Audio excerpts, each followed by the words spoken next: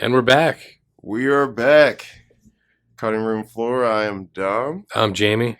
and today we've been a little bit busy in our lives, birthdays, trips, all Work. kinds of stuff. Work, yes. Yeah. It's been a lot going on, but so today we just decided we were gonna do a little recap on stuff we've been watching and just have a little casual conversation. Because I've been watching some weird stuff, and I'm sure Jamie has as well. Yeah. So And we need to catch up with each other. Yeah. We've been busy. Last time I saw you, it was chaos. Not chaos, but It was.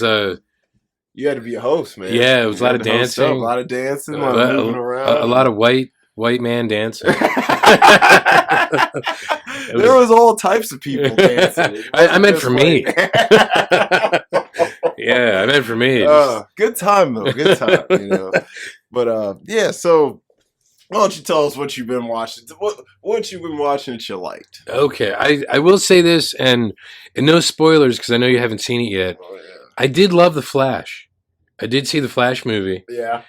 And I think I'm going to make a prediction because apparently, it's been a huge bomb. Yeah, which is really insane. You know what? Real quick, I think we should talk about that and Indiana Jones. Because they're both bombing. Yeah, they are. And Indy is one of the most expensive movies ever made. Really? The fifth one? Yeah, $300 million just for the film, not marketing. And that could be a lot of development hell for different versions of it too, because you still have to pay everyone who was involved in developing. Yeah, which is crazy. So wow. So why don't you tell us how you like The Flash, and then tell us why you think it's bombing. Well, I want to make a quick prediction here. I believe that The Flash, it'll be one of those films that in the future people are going to appreciate. Yeah, because it might actually be ahead of its time as far as what it's trying to do. And it's sort of like Zack Snyder's other films. Even though he didn't do this film, it's still like peripherally like a DC EU film because of Ezra Miller being in it, Ben Affleck in it and stuff. So I feel like how Man of Steel and Batman vs. Superman, and then especially Justice League, wasn't appreciated at the time until people didn't have what they thought it was supposed to be. I think this film might gain that kind of traction in the future because it's done very well. The acting is great. A lot of people complain about special effects in a certain part, but it's not supposed to be realistic at that part because it's like Barry's perception through the Speed Force. It's not necessarily reality. So that's why like the special effects might seem, I'll say wonky, but it's supposed to be because like what he sees, not what we would see. I still bet it's better than Morbius. Sadly, anything is better than Morbius. Yeah. Like Claymation would be better than Morbius. Jason and the Argonauts. Yes, yeah. Ray Harryhausen stuff. Yeah. Yes. And I think my main issue with the Flash film, if I have to have a complaint, is that it's based on like a more modern Barry Allen story instead of like, even though it's like a modern classic story, so it should be probably like a third Flash film. Kind of like how I complained about the Daredevil movie. It seemed like a third, like it could have been Daredevil 3 instead of 1. That's sort of my complaint with the Flash. Like they should have set up Barry, I think, a little better as a character in his own series first before getting to this point. So we needed more of an origin type, more of a Batman Begins type of deal. Yeah, and because the Flash isn't a character that a ton of people are super familiar with already. No, like the show has been around, but the show, and they have a fan base, but it's still not everybody's watched the show. Fan base. Yeah. So in the film, they sort of get around showing his origin by having him have to help a younger version of himself become the Flash to sort of save himself from like losing his powers. It's not really a spoiler because you saw there were two Flashes and a younger version of himself.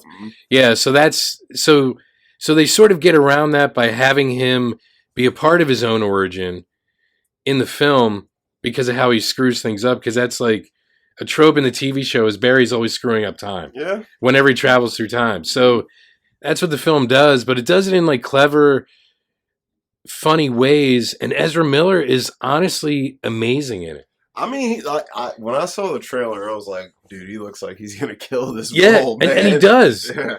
But it's bombing, and I don't know if it's because of his issues that he's had outside of his job, that so they didn't have him promoting the film. Mm-hmm. Like no one else is really promoting the film, but it makes no sense to me because, dude, Michael Keaton.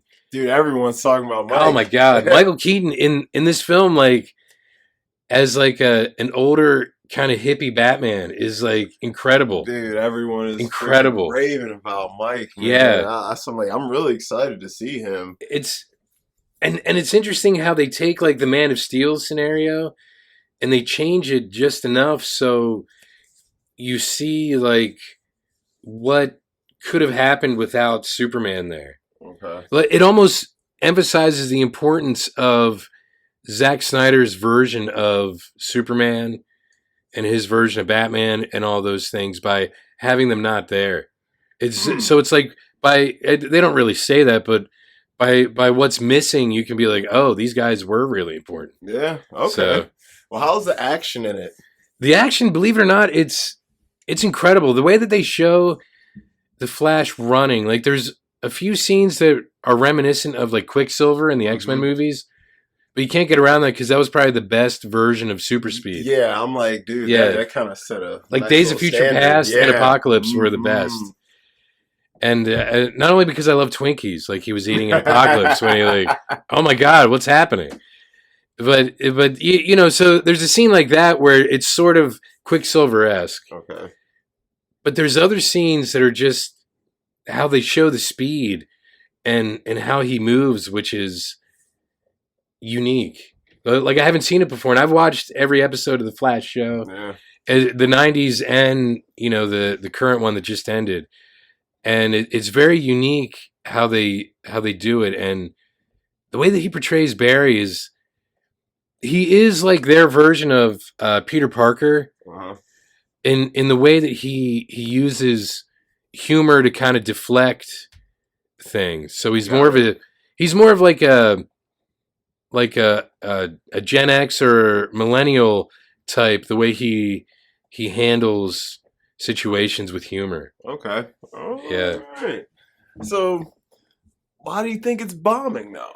I don't know if it's superhero fatigue just at the movies in general, because think about the best superhero movie of the past few years has actually been Across the Spider-Verse. Yeah. Well, I think we can agree. Yeah, I think we agree on that. Because we've seen most of it. I mean, the Batman was great last year. The Batman is good. That would be a top fiver for sure. Yeah. Like, post-Endgame, yeah, I would say was Into the Spider-Verse was after Endgame, right? No, Into the Spider-Verse was right before...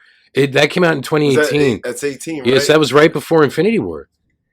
Wasn't Infinity War 17? No, Infinity War was... Oh, no, it was right after Infinity War. You're right. Like, Endgame was 19. Endgame was spring. Yeah, 18. COVID screwed me up. Yeah, I'm sorry. Endgame was spring 18. Yeah, and then spring of 19. And then Into the Spider-Verse was winter. Yeah, of 18. So it was right before. So it was like... So 2018 was actually incredible because it was a crazy year. It started with Black Panther, and then it ended with Into the Spider-Verse. Yeah, that was a good year for hero films. For sure. That was probably the last great year for hero films, and I would agree the best hero film to come out in the last since then is definitely Across the Spider-Verse. Yeah, and then the Batman would be up there. But most of the Marvel stuff is kind of sucked. Yeah. I mean, Shang-Chi was just Shang-Chi was fun, you know. It was fun, but it was like I hope people forgive me for saying this, but it was like an Asian Black Panther. I mean, it's basically what it was. That is what they did. They took that formula. We can make this work. And I still loved it though. I mean, Tony Lang as Tim Rings, freaking awesome. I love that dude. Yeah. So, and Awkwafina is hilarious. Yeah, always. So I did like the cast. It had some good action. I thought the action was good. Yeah, I thought the guy who played him was really good too. Yeah, Sam Liu. He was doing a lot of those stunts, right? I believe so. Yeah, that dude's talented. He was good. And he was more of a comedy guy before that. So it's like... I was impressed. Yeah, he showed a lot of great range, and I hope they do more with the character. It's just the story was just formulaic. Mm-hmm, very. Yeah, I agree with that. So, I mean, they've made some stuff that's definitely entertaining. Yo, in yeah. the last few years. But I would say that Across the Spider-Verse, the Batman, Suicide Squad. Oh, yeah, the James Gunn. Yeah, James Gunn. Yeah, Suicide Squad. His Peacemaker show was actually really good. Watch that. And I still got to watch the Watchmen show. Oh, yeah. That came out in 2019. That is not... Okay, I got to watch the Watchmen show. Yeah. So, I mean... There are, like high marks, let's say, where, you know, the quality is there. It's just like Watchmen is a prestige show. So is Peacemaker. So you have 8 or 9 episodes where you can tell a story over a period of time and develop everything. Yeah, especially with something like The Watchmen, because it's a lot to take in. And I think that was a lot of people's issue with the film. They're like, bro, I just took in way too much in that 3-hour runtime. So I'm like, I was just like glued. I was just like, this is so great. That's me. But I think hero fatigue, I think that's the number one reason that The Flash is flopping. Yeah. But I will say a very close number 2 is just people's personal feelings about Ezra right now. If Ezra was looked at in a better light right now, I guarantee you the movie would have probably made $100 million more. Yeah, yeah. But a lot of people don't want to be like, I went and supported this, so I in turn supported this guy that people hate. What I don't understand, just really quick, is like, they'll support politicians who are worse. Mm-hmm. But like when it comes to like, I'll just say like a superhero movie, like if you enjoy those things, does the actor or what someone does, we've said this before, in their personal life, does that really affect their job if they do a great job? Yeah. Because you're really supporting the industry, not necessarily the actor. Yeah. Like you're supporting everyone who worked on that film. Mm-hmm. Yeah, there's more than just Ezra Miller. Is about, we'll say he's 5% of all the people who went, maybe 2.5%. Yeah. Versus all the people who put their blood, sweat, and tears. Yeah, all the special effects artists. Yeah, dude, these guys who spent months on months pulling their hair out, editing this movie, just putting all this crap together. I'm like, actors work on a film for, 6 to 12 weeks. And then they go off and they're not even thinking about it. No, it's all the post-production people. These post-production guys, they're putting their soul into it way long after the actors have left the set. So you got to think about it. It's more than just one guy, And I'm not saying if it's not your thing, it's not your thing. Yeah. But me personally, and this is just my opinion, I just don't think. Now, if the guy was, a murdering freak or something like that, okay, I get it if you don't want to go and support this guy. But I mean, for what he did, that's up allegedly to you. Allegedly, that's up to you how bad you think it is or not. But for me, if something looks good, I'm gonna check it out, man. That's just me. I'm gonna check it out. It's plenty of people have been accused of plenty of stuff. Like Tom Cruise had his deal. I still love that dude. A lot of guys have had their issues. Still like him. Look at Mel Gibson. The dude's insane. Yeah, I still love Mel Gibson. He's pissed off Max now. Yeah, he's pissed. He's past mad. Yeah. He was mad a long time, and now he's just pissed. Now he's just all pissed. The time. Come on, guys. Riggs is one of your favorite action heroes. He is. Martin Riggs. Yeah, Martin Riggs. Yeah, yeah. If you grew up watching action movies, you love freaking Martin Riggs. You loved Braveheart. You liked all this stuff. So, The Patriot. Patriot, another good one. Yeah, yeah. Dude, and then his direction, dude, Apocalypto, Hacksaw Ridge, The Passion, like all his directorials are great. So, and look, The Passion was one of the biggest religious films ever, or the biggest. Probably still the biggest. Yeah, it's probably still the highest grossing religious. I mean, you can honestly say he nailed it. He did. He nailed it. He did nail it. He did. Man. He was. I thought The Passion was good. Man. I liked it. Actually was Jim Caviezel. Yeah, he was amazing. Yeah, I was like, this dude was just born to play religious roles. But the first time I ever saw him was, did you ever see The Thin Red Line? Yes. Oh my God, that's Terrence Malick, right? Yeah, Terrence Malick. So good. Yeah, Terrence Malick is super underrated director. Man. Yeah, like, but he takes his time. That's why he does. Yeah, he makes like a movie every 10 years. But dude, like Days of Heaven, Richard Gere, Terrence Malick. Okay. One of the best films ever. Really? Young Richard Gere. It's like 72 or something. Oh, wow. Richard's probably 20 maybe 19. Brown hair. Young. Wow. Yeah. Wow. He's great in it, and it's a great film. It's a weird one a little bit, but if you've seen a Terrence Malick movie and you like them, then you already know, some weird stuff you can expect. Like if you watch The Tree of Life, you gotta watch that a couple times to get the magic of it. You ever seen that? No, you should watch it. It's weird, but it's good. Because it's beautiful. I only ever saw The Thin Red Line once. And I saw it in theaters. Oh man, because it came out like what was that 98? It was the fall after Saving Private Ryan. Mm-hmm. So it was like World War II heaven. World War II craze. Yeah, and Mark and I went to see it because we love Saving Private Ryan, and I remember sitting there thinking, like, this is crazy because, like, I understand, I think, what he was doing with, like, the scenery, like, long shots of, like, leaves and whatever else, because it was the Pacific, whereas Private Ryan was in the European theater. But then to see, like, the juxtaposition of, like, war with nature, I think was really, that's what I got out of all of it. Like, I can't really remember the plot, but I remember how, like, war destroys nature. Yeah. Is really what I... Dude, war destroys a lot, man. Oh yeah, definitely. It destroys our nature. Yeah, for sure. So I've been watching some crazy war movies lately. Like I was telling you about Come and See. Yeah. That is just insane. But yeah, I mean, but back to what we were talking about. Oh, so would hero fatigue also factor into Indiana Jones? I would say because he is a hero. I would say that too. And no one asked for this movie. No one asked for another indie movie. Especially after, like, some people hated Kingdom of the Crystal Skull. Yeah. So, like, I don't think it's that bad. It's, like, it's not terrible. It's watchable. When I rewatched it, it wasn't as bad as when I first saw it. Yes, I agree. Because I watched it a few months ago. I was like, it's not that bad. I mean, it ain't, The Last Crusade or nothing, but... What is? Yeah, I'm like, Last Crusade is, so great. I love Last Crusade. Look, but Raiders and The Last Crusade, I think, are tied for the best indie movies. See, because without Raiders, you wouldn't have The Last Crusade. Of course. So that's the only reason they're tied. I'm taking Temple of Doom over Raiders just because I like Raiders. Oh, Temple of Doom over. I am. Really? My order goes from the original three. My order goes backwards. Okay. But listen. Raiders is a great film. I understand. It did so much for the industry. It was game changing. Yeah. But I think that Temple of Doom was such a nice change of pace for Spielberg. He didn't play it safe. No, not at all. He made a slight horror film. Like, it's got a lot of dark, gritty elements to it.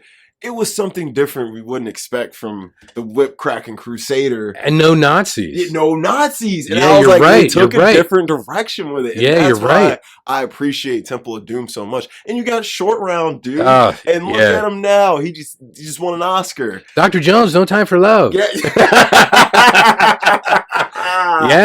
And then, Kate Upshaw, Spielberg met the love of his life. Even though he hates Temple of Doom, he will say he's like, I'm so glad I made that film because I met my wife. So yeah, there you go. But Temple of Doom is brilliant in a lot of ways, and if you haven't seen it in a while, I think you should go check it out because it's funny, it's fun, but it's also creepy and unsettling in a weird way. Like the scene with all the bugs. Lord, we are going to die. Yes, bro. There's millipedes 8 feet long. I was like, bro, my soul might fly out of me if I was there. And then when we're at dinner eating the like chilled monkey brains. Like, it's funny as hell. I'm like, and I know, they cut open that snake and other snakes come out. Like that's funny, so different. Like, but I will say, Raiders definitely has one of the coolest endings of any adventure film. So I will say that ending will melt your face. It'll melt your face. It'll melt your whole face off. It's great. Especially because you don't see it coming at all. Like watch it. Like because Raiders, if you watch it now, a lot of the humor is kind of corny and dry. And there's it's like. It definitely has nostalgia, but when you watch it now, I'm like, you will laugh at some of it, but not in like your normal comedic way. You're gonna be like, this is silly as hell. Yeah. But Temple of Doom, I don't know. I just took it real serious. I was scared. But And it starts off like a Bond movie. It does. He's wearing the got dinner white, jacket. He's got the white tux with the black pants. Yeah. He's got the red tie. I think so. And like the red corsage or something. Yes. Yeah. Yep. He's slick. And that scene's funny. Like in the escape scene, it's great. I'm like, Temple of Doom probably hits the gas harder than all of them, like start to finish. Yeah. Like, Molaram, the bad guy. Yeah. Like, dude, they have a sacrifice in there over like a pit of hell. Yeah. It's cool, man. Yeah, different. I'm like, Spielberg, I wish he would have took more risks like that in his career. Yeah. But anywho. But so the new one, well, you can't replicate that either. You can't. As great as James Mangold is, the director of the new one, because look, Logan, amazing. The Wolverine. Walk the Line. Walk the Line is so good. Ford versus Ferrari. He did that too? Yeah. He's on fire, man. He is. Ford v Ferrari is incredible. Like, I credit that movie for why Top Gun Maverick was so well shot. They watched the race sequences in Ford v Ferrari. Yeah. Like, I haven't heard this, just my own personal theory. Yeah. They watched the race sequences in that film, were like, we have to make these planes. If they don't look as good as that, we fail. Because they shot the race sequences in that movie.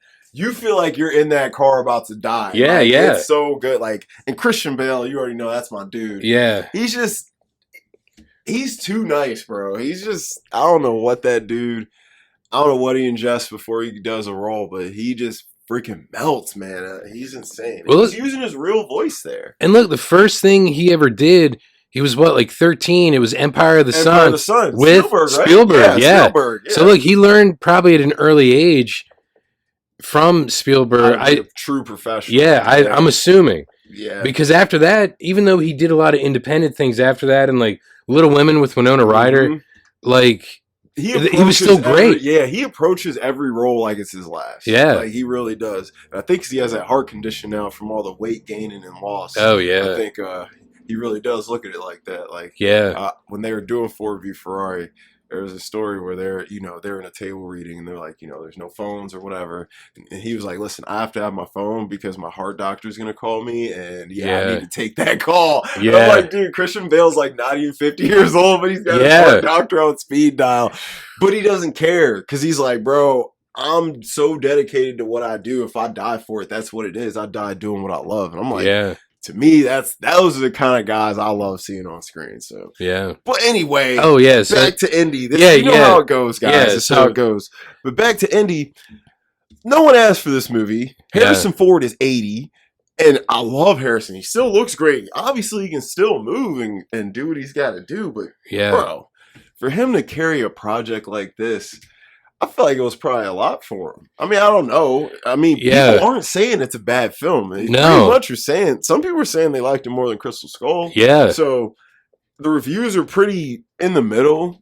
The IMDb score, I think it's like a 6.5, which isn't terrible. I think it's got maybe like a high 50s on Rotten Tomatoes, something like that. So we're not talking about a flop as far as the content, but dude, $300 million. If this movie don't make $1.2 billion or $1.3 billion, it's gonna feel like a failure. Yeah. So I'm like, and it's not gonna make that. If it'll be lucky if internationally and domestically it pulls 800. So, and that's pretty much just getting a little bit of return on investment. That's not much once you put out. No, not at all. Unless it's James Cameron making a movie, I don't think anyone needs to be making $300 million films. But I wonder if. Because I was actually thinking about this because I read something about that, like it underperformed over the past 5 days, or its opening 5 days because of the holiday and blah blah blah blah. It should have made, bro, the first week. It probably should have made like 300. 300, bro. Yeah, It should have almost made it back. Yeah, and if you think about it, The Flash probably should have made not necessarily close to that, but at least more than it has been. Oh, for sure. But I wonder if they make these movies, especially Disney, because there's more money in the merchandising, so action figures, lot of money in that. You know what I mean, and tie-in stuff like that. Yeah. Whereas we're thinking about it more like the people who make the stuff should get paid, and if the movie makes enough, they'll continue to get paid making more of it. Yep. That's where our mind is, but the business people, conglomerates are they're looking at it listen, that merch is going right in our pockets. Yeah. Like that's probably why Disney was buying everything, like Marvel Buying all them properties. and That's Lucasfilm and definitely why they everything. bought. I think that's why they bought Star Wars. Star Wars probably sells more merch than like Anything. any other major franchise. Bro, Yeah, you know how many Star Wars shirts I have? Probably like 50. I'm looking at one right now. Yeah, I'm wearing one. Yeah, I have like 4 Star Wars just tank tops. Yeah. Let alone t-shirts, hoodies, crew necks. Like, I got so much Wars merch, socks and underwear. Wow. Like, dude, I have toys, Funko Pops. Like, oh yeah, I got a rare Han Solo Funko Pop, couple rare Darth Vaders. Like, dude, that shit, just me alone, the money I've spent on Star Wars merch, it's insane when I think about it over time. Like, it is nuts. Like, I was going through my room the other day. I found my old Darth Vader house slippers. Wow. I forgot about them. I can't believe you have Darth Vader house slippers. Years ago. Yeah. I've had them for 10 plus years. They're cute. Slide in, it's a big puffy Darth Vader face on the front. Wow. And I'm like, dude. Well, they help your feet breathe. They do. I assume. Yes, they do. But yeah, I mean, I think you're right. I never even thought about that. Yeah, I thought about it the other day. It's the merch. You know, they're gonna sell a bunch of Flash toys still. Oh yeah, yeah. You know, they're probably, especially like the Michael Keaton Batman stuff. Yeah, dude, they're gonna sell a ton of Flash toys. Yeah, and you know they can Happy Meal it up and stuff. Yeah. And all those deals. So those 2 movies are the big flops. But this new DreamWorks movie. My Life as a Teenage Kraken. Oh yeah, that was mega flop. And my lady's in it. Miss Jane's a voice in it. Oh really? Yeah, you know she's working hard as hell. This woman has put out like 5 films this year, and we're she like should be retired. Yeah, she should be chilling on an island with me. But she's still working so hard. She didn't get the memo yet. Yeah, she's making sure I'm taken care of when her time goes. I understand. I know she hasn't met me yet, but when she does. She is going to fall in love with me. I will marry this woman. And it's not for her money. Because when she dies, I'm going to cry. You know? But no, seriously, guys. The Teenage Kraken movie, $70 million. Over the weekend, it made $5 freaking million. Whoa. Bro. It's one of the biggest flops of all time. Wow. That's terrible. That movie probably won't even make $20 million. Wow. Like, it might make, if they're lucky domestically combined, it may hit 70 and still going to miss out. You're still losing at least probably 50, 60 million on it. Well, here's a question I have then. Are Spielberg, Katzenberg, and Geffen still involved in DreamWorks at all?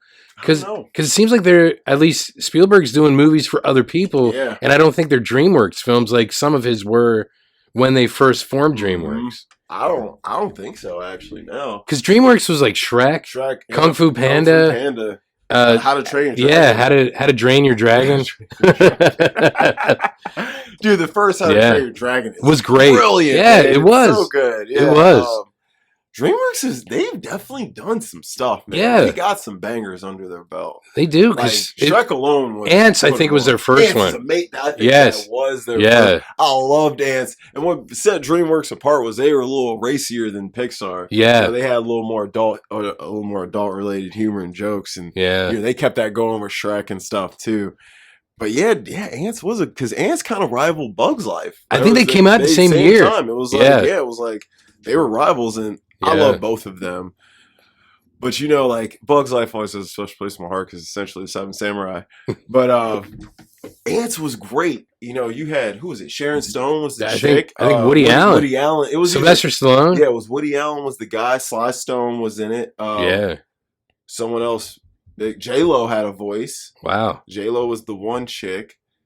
There was someone else popular doing a voice. I forgot who it was. But you had a lot of good voice actors going in there. Yeah. Yeah, Woody Allen was actually really good as Z.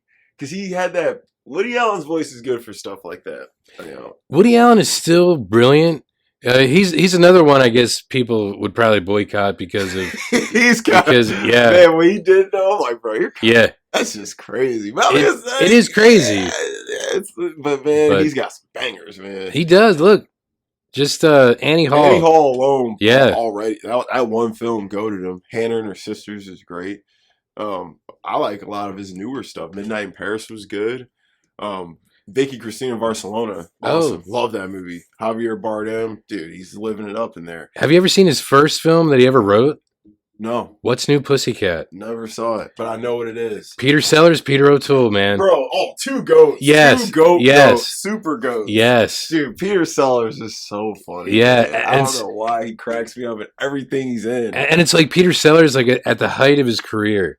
Because it's like maybe 64, yeah, that's 65. Like, so he did... right after Dr. Strangelove. Yeah, it's post Lolita, post Dr. Strangelove. He's funny as hell. And Peter O'Toole, like after Lawrence of Arabia. Right after Lawrence. That's like right after. God, yeah. Have you watched that? Not yet, bro. And I know I'm ashamed, bro.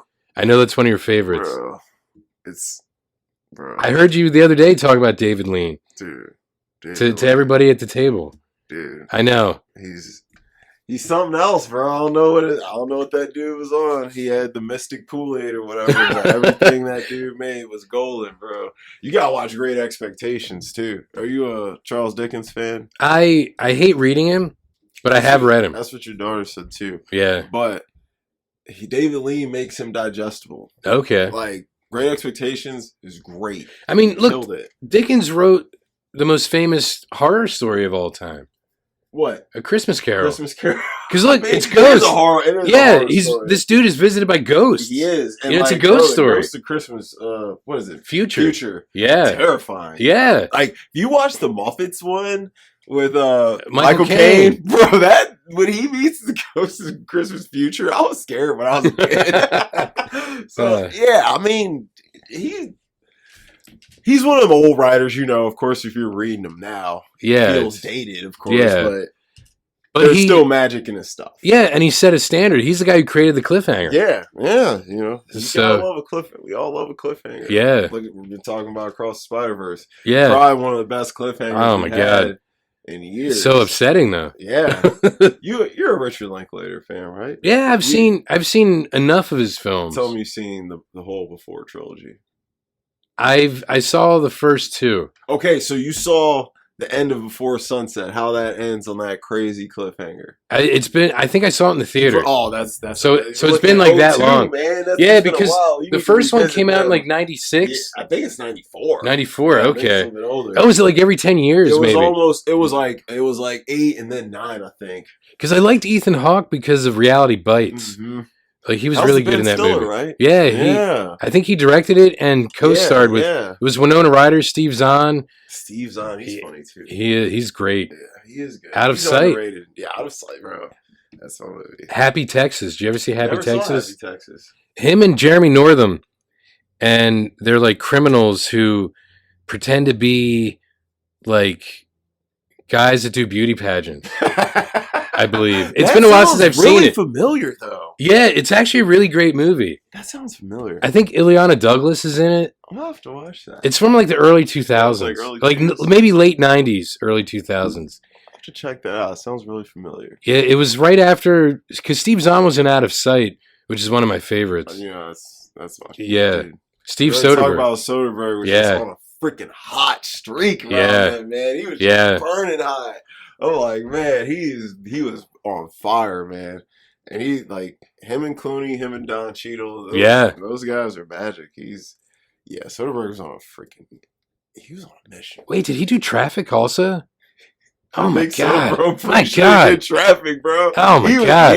Yeah. Bro. That just hit me because that's around that same time of Aaron Brockovich, The Limey. It was like Traffic, Oceans. Aaron Brockovich, Out of Sight, or no, it was Out of Sight. Out of Sight, Aaron Brockovich, Oceans, all within just a year or two apart, all from each other. And The Limey was in there too with Terrence Stamp. Dude, he went crazy. He had probably one of the best 5 movie stretches you could ever ask for. He must have had a crew like Eastwood has. He must. Where they're so good at working together, they can just crank. like the old studio system used to be. I'm just bro, what were you on? He must have had a hot chick inspiring him, man. I don't know where he was getting all that inspiration. Yeah, from. What? I don't know if because all these stories, you can see he has a style, but they're all different. But they all have they all make you feel the same. Yeah, I don't know. because if you look at Out of Sight, The Limey, and Ocean's 11, the first one, they do have a similar, even editing style, Yeah. and the music, everything. Yeah, Just the yeah. flow, you know how. Yeah, And he always had the good dialogue. yeah. He always had the good dialogue. Like, And look, Aaron Brockovich, man, he brought her bro, magic out of Julia Roberts, you know, she's one of the 3 J's of life. which reminds me, Felicia and I were watching an episode of Bewitched last night, and Dora, Samantha's mom, is a redhead. You know, I'll have to look her up. Let me pull her up and see. Just put up. You have to put up Endora from Bewitched. Endora. Yeah, because if you put up like Agnes Moorehead, it might not come up. Right. Now she is definitely older in the show. Bro, what's with this makeup? Yeah, I know, but the thing is, Felicia pointed it out. She's like, I wonder how Dom would feel about her, and I was like, oh my god, that's a good question. When she was younger, she was probably okay. She was in Citizen Kane because she started out with Orson Welles and the Mercury Theater. Yeah. So Citizen Kane, you already know how I feel about that. I do. It's not terrible, but guys, we are past the point where Citizen Kane is considered the best film of all time. I'm just gonna say that.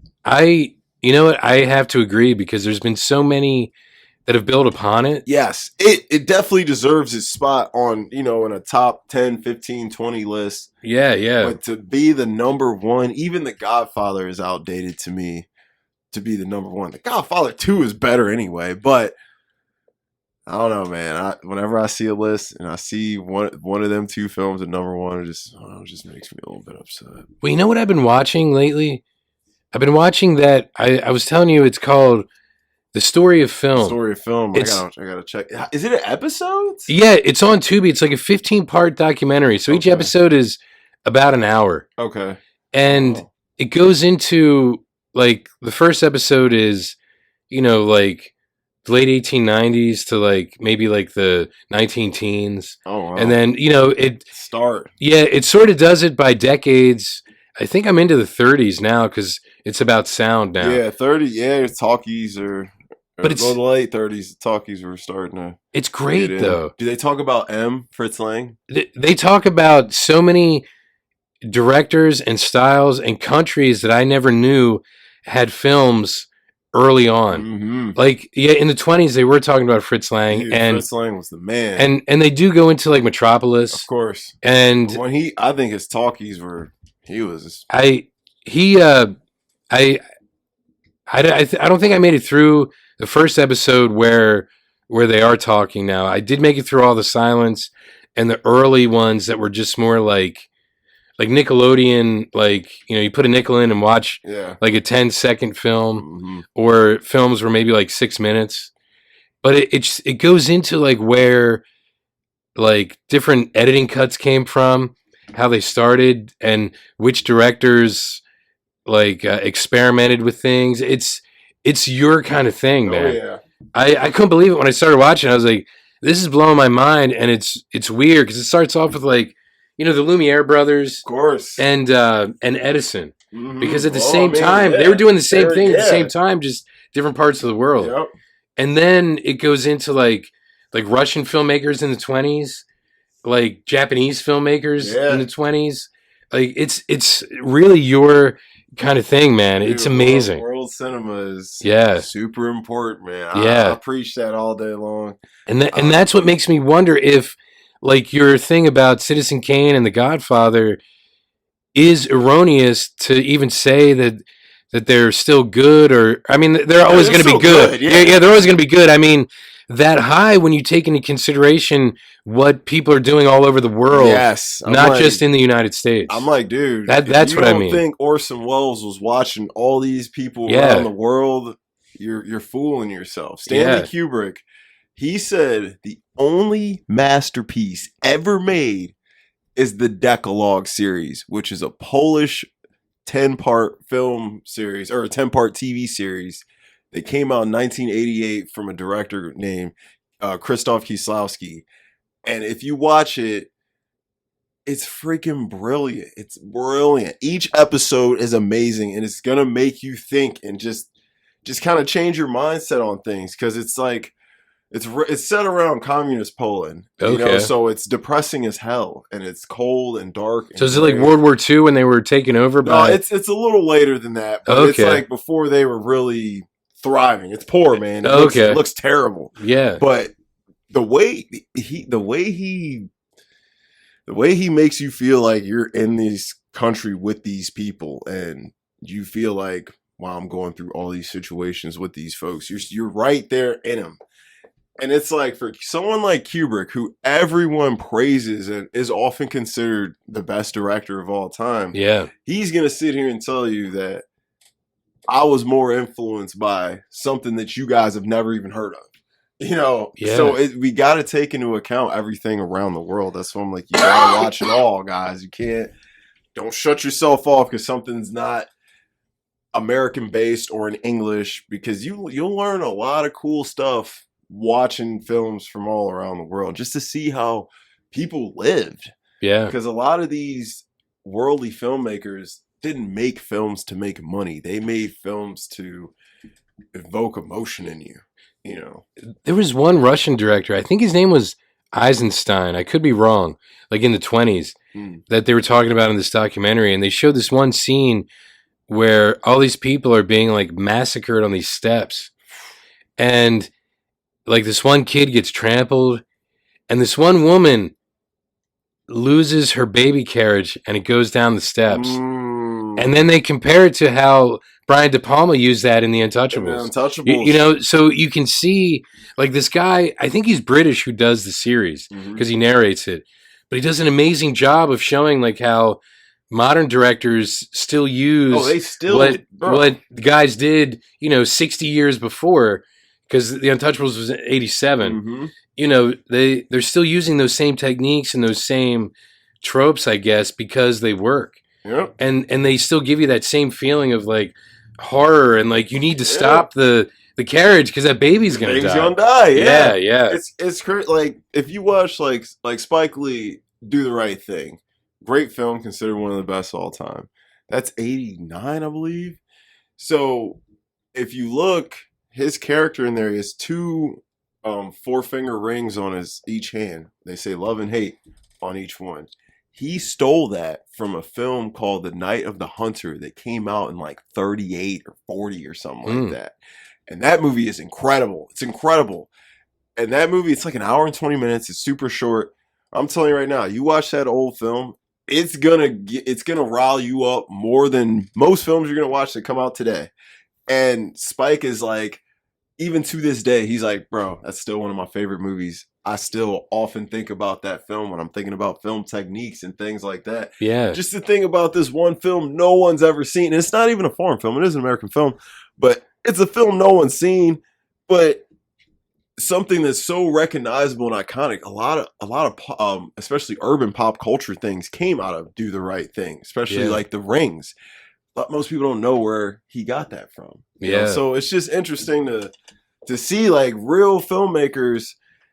They will, and I love that's why I love like Scorsese and Tarantino. They'll tell you all about their influences and what they got stuff from. Scorsese has a whole list of international films every young filmmaker should watch. And I've watched every film on it. And every single one of them is incredible. All of them. And they're all films. I think if you wanted to make a movie, you really should watch those films, because you're probably going to see something in it you've never seen before, and you're probably going to get inspired. And what are some of the films? Oh, man, he had like Jules and Jim was on there, which is a 60s French film, which is amazing. He had La Grande Illusion on there, which is, one of my favorite 30s films. What's that? Jean Renier. That's who directed it. Is it French? Great. It's French. Yeah. Well, it's actually in French, English, and in German. Okay. Because it's set in World War I, but it's a great anti-war film. So good. So good. When I first saw it, I was just like, and I didn't even want to watch it because I was looking at images from it. And, it's black and white, and it just looked boring. I was like, this shit gonna be boring. Put it on, man. By about halfway through, I was sitting up like a little kid, watching a horror movie late at night under the covers. I'm like, I was fascinated, blown away.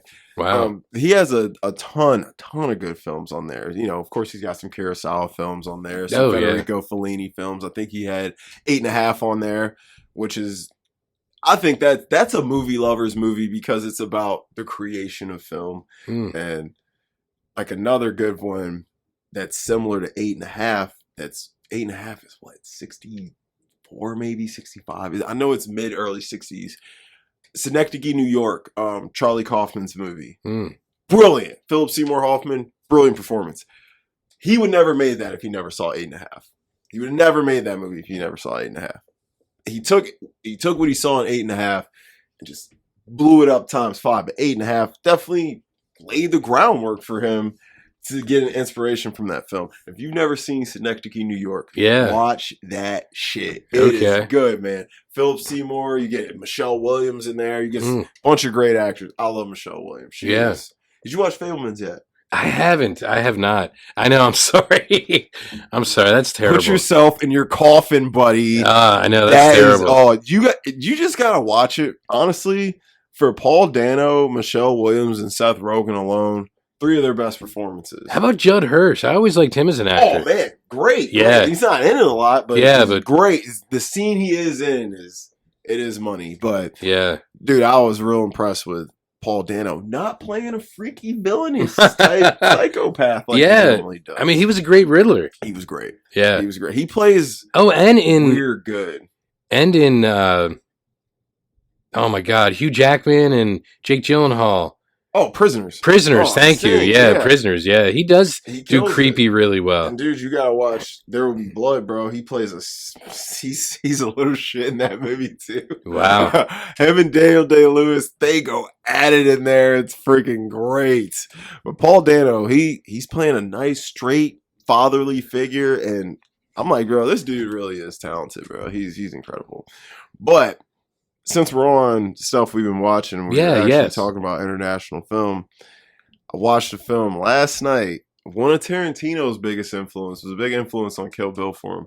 Battle Royale 2000. Have you seen that? I haven't, but I know like the remake. They redid it a couple years ago. Bro, it was insane. Really? It was insane. It's like the Hunger Games on crack, man. Wow. It's like, but it's like before the Hunger Games. It's way before. Yeah. It's like at least a good maybe 8-9 years before. I mean, this movie inspired a lot. Once you watch it, you'll see it inspired a lot of films. But dude, it's 45 kids, students. They get essentially kidnapped, put on an island, and this dude's like, you got 3 days. Last man standing gets to go home. If you guys don't kill each other, we're just gonna kill you. Wow. And they put these freaking things on their necks, and like if they try and take them off, they'll explode. It can track them and do all this stuff. Yeah. Bro, these kids are just going crazy for 2 hours. Yeah. But it's great because it's still very well written and directed because a lot of these kids are friends. So obviously that's gonna play into conflicting roles when you're trying to survive, and the goal is to kill each other. Yeah. Man, there's a couple characters in here just freaking awesome, ruthless, insane, fun. There's this chick in here, man. She don't give a fuck, man. She's going crazy. There's this guy with like orange hair. It's like, I don't know what color it's supposed to be. He wears a suit and he just goes insane. Dude, it was awesome. I loved it. I can't wait to watch it again. That was incredible. I see why Tarantino likes it. Definitely fits his style. Hella violent. Real fun, but so that influenced Kill Bill. Mm-hmm. He uses one of the actresses in that movie in Kill Bill. Oh, really? One of the villains. Yeah. Have you seen Kill Bill? Yeah, right, I saw those in the theater. Yeah. So you remember the chick with the ball, the chain ball? Yeah, with the schoolgirl outfit. Yes, he got that. Part of the Crazy 88. Yep. She's in Battle Royale. Okay. Mm-hmm. And wow. He liked her so much he wanted her in his movie. Wow. I watched a Bong Joon-ho film too. Called Mother. The guy who did Snowpiercer? Yeah, Snowpiercer, Parasite. Yeah. It was called Mother. Man, that was a ride. It's about this woman. She's a widow, and her son is he's mentally challenged, and he's all she's got, and he ends up getting accused of murdering a young whore, and she's out to prove his innocence. But there's a bunch of twists in it, bro, and by the end, you're gonna be like. And like, I ain't even gonna lie, I did not see it coming. I didn't. And I love when I don't, but I didn't see it coming. It was incredible, man. Wow. Bong Joon-ho, I mean, he's great. He's the first freaking foreign director to win an Oscar for Best Picture. So you got to give it up to him for that. He's really good. But he ain't the best South Korean director though. He's not. That's Park Chan-wook, man. I'm telling you right now. You ever seen Old Boy? I haven't, but I know, didn't Spike Lee redo it? Don't watch that shit. Okay. Do not watch that. With Josh Brolin, yeah, right? with Josh Brolin. It's probably Spike Lee's worst movie, if we're being real. It's especially because Old Boy is crazy, bro. The original, oh my lord, Old Boy is like the twist in that movie. You don't have you like, bro, what am I watching? Old Boy is great. The Handmaiden, bro. You gotta check that out. That's a Prime exclusive. Watch that on Prime. Okay. Dude, I'm telling you, that movie. Another one, bro. Halfway through it, there's a twist. You're gonna be like, what? And then at the end, there's another one. You're gonna be like, bro. You're gonna be like, all right, I don't know what I'm seeing. He's a masterful with twists, bro. His newest movie came out last year, Decision to Leave.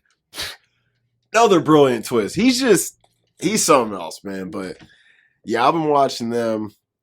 Some other good stuff I watched. Hold on, I got them all written down here because you gotta keep track of what you watch. Yeah. But while I'm looking, anything else good you watch? Believe it or not, I watched. I was going a little old school. I watched Airplane. Oh, classic, hilarious, man. Kareem. Yeah, exactly. And then I listened to the director's commentary. Oh, it's probably great. Yeah, is it funny. Yeah, it's actually really interesting to like how they came up with it, how they got the actors to actually do it, and things like that. All those stories, like that's what I've been doing, I guess, recently. A little bit of behind the scenes. Yeah, which is good. It's always fun to know how this stuff gets made. To me, especially like because Airplane is like such a great. They were saying, and I say they. I was reading articles about it first before I rewatched it because I've seen Airplane. I don't know how many times. Yeah, I've seen at least 7 or 8. But, they were saying, like, the structure of the movie is almost, like, perfect. It really is. Because they took it from an old 50s movie nobody watched.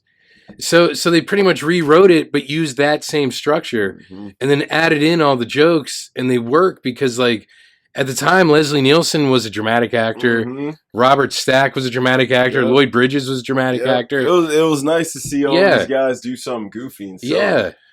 And they were good with getting dramatic actors to do goofy shit. Like, they got Omar Sharif to be a car in Top Secret, dude. Oh, really? Yeah, he's a car. They make him he turn him into a vehicle. Wow. And when he has a woman's, frontals are in his face, his antenna rises. Wow. Wow. Omar Sharif, one of the best actors of all time. They got this man to do some goofy stuff. Like, and it's all because it worked in Airplane. Yep. Because Top Secret was a couple years later. Yeah, Top Secret's so funny. Yeah, and Naked Gun's good too, man. Yeah, well, see, they did Police Squad, that show, first. I never saw that. It was only like 6 episodes because nobody watched it. That's why Naked Gun is like from the files of Police Squad. For those people that remembered the show. And so they kind of recycled some of the jokes in the movie, but they were better because they had a bigger budget. Yeah. And obviously O.J. Simpson. He was the ringer, right? O.J. Simpson. O.J. Simpson, you know what? As Nordberg, he killed it. He killed it. He did. O.J. Allegedly. He allegedly killed it. Man, listen. OJ probably did that, but but anywho, hey, he's chilling now. Actually, I know a guy who met OJ. He's got a video with him having drinks at this bar in Florida. He said OJ was one of the coolest dudes he ever met. But it's weird because when you look at them together in the video, he looks like he could be OJ's son. Really? Yes, and we all were looking at it and we were like, bro, why does OJ kind of like look like he could be your dad? He's like, bro, everyone who sees this says that. I was like, bro, you and OJ are scary similar. Like, just the way they're like both standing at the bar, their posture is similar and everything was so weird. Wow. But anywho, it's funny because it still blows my mind. James Cameron's first pick for the Terminator was OJ. That's what he wanted. Yeah. Really? And like everyone they pushed Arnold on him. He was so convinced he didn't want Arnold. He planned to sabotage their first meeting, but Arnold's just so freaking Arnold. He couldn't help but fall in love with the dude. Well, Arnold, like, he has a charisma. He does. That's what people say, dude, He's not a great actor, but something about him, he just brings something to the screen that no one else can. Yeah. Bro, I don't give a fuck what nobody says. Terminator 2 is one of the best sci-fi performances all time. Oh, yeah. He was amazing, especially... but he killed the role. Like, Yeah. especially when you see him in the first one, and you're like, dude, this dude is this guy. Yeah. You see in the second one, you're like, don't die. Yeah, because in the first one he only had like 4 lines. Yeah, I mean, Yeah. fuck off, asshole. Yeah, I'll be back. Nothing clean, right? He's Yeah. Uzi 9mm. Yeah, and then obviously I'll be back. I'll be back. The most famous one. Yeah. Oh, and obviously Sarah Connor. Sarah Connor. Yeah, that was it. Yeah. Yo, he was... Dude, Sarah was just going to let herself get killed. She looked at that laser sight was right in between her eyes. She was like, I guess this is my time. If it wasn't for Kyle Reese going crazy, she would have died right there. And Reese is only in like I think the director's cut of 2. Because I think he's in like a cutscene. Yeah, he is in a cutscene. Yeah, when she's in jail. Or not jail, the psych ward. He like is in her dream or or something like that. Yeah, in the director's cut, you're right. Yeah. Because I always watch the director's cut. Because I like that scene where she's like, when her and John and the T-1000 are in they're in this like little building and he's like fixing them.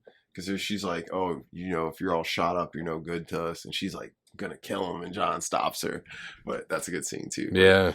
But yeah, we ain't talking about Wait, I think he was a T-800. Oh, sorry, yeah, he was a T-1000 was Robert Patrick. Yeah. Running at you, scaring the hell out of you. Yeah. Man, that dude was running, man. And they said he ran so much to like prep for that role that James Cameron had to tell him, like, bro, you gotta stop running so fast. Like, you're running too fast. Yeah, they made him slow down. He was like, bro, he was ready. He played that role so well. He's scary, bro. He's such a dick too, man. I don't know if this would give you any incentive, but he plays John Cena's dad in Peacemaker. Does he really? He does. Dude, that's probably great. He always playing a villain, bro. He's always a villain. Like, he's in an old 90s movie called Double Dragon. Oh my God, Double Dragon with Scott Wolf and is it Mark Dacascos? Yeah, bro. Yeah. Probably 30 years ago. Yeah, but it's great. But he's the villain. I love him in that. It's a video game movie. It's a game. Yeah, yeah. Bro, I love me and my uncle used to play that game. Double Dragon. Yeah, I love Double Dragon. I like a lot of those old crappy like early 90s. Like I'm somebody who likes the first Street Fighter movie. Wait, was that the first video game movie? Because it might have been before Super Mario Brothers. I don't know. I think Mario was.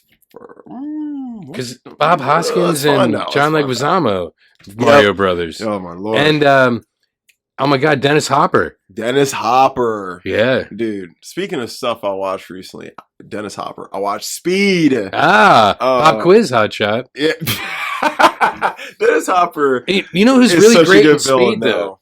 Who's really great in Speed? Sandra? No, Jeff Daniels.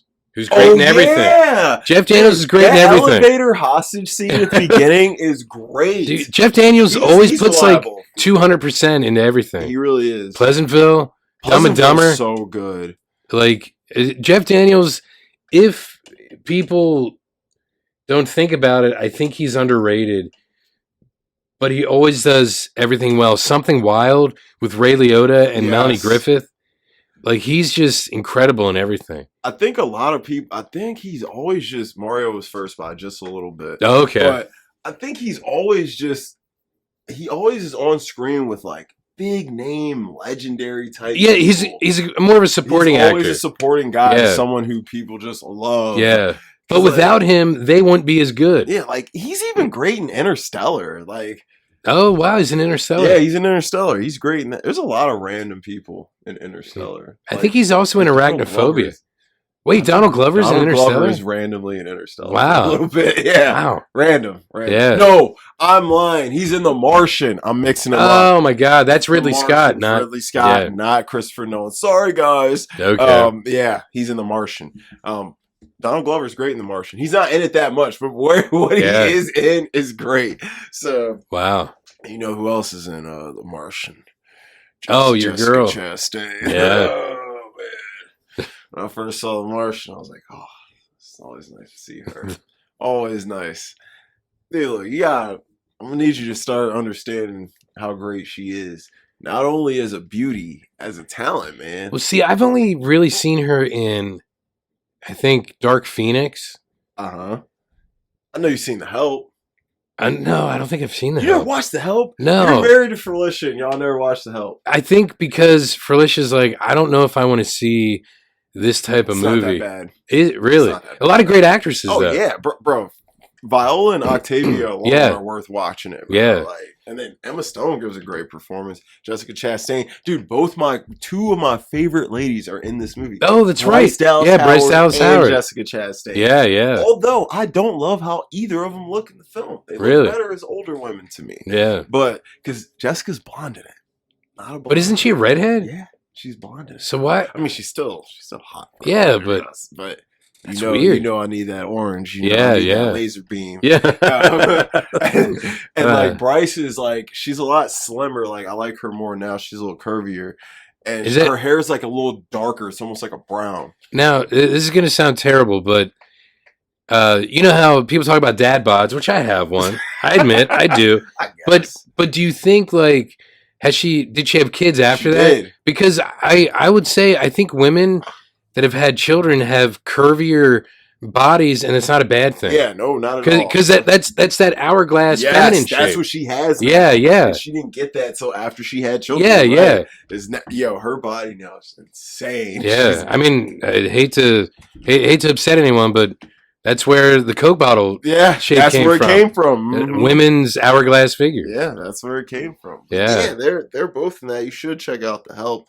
It is good, but like I've seen this. Zero Dark 30.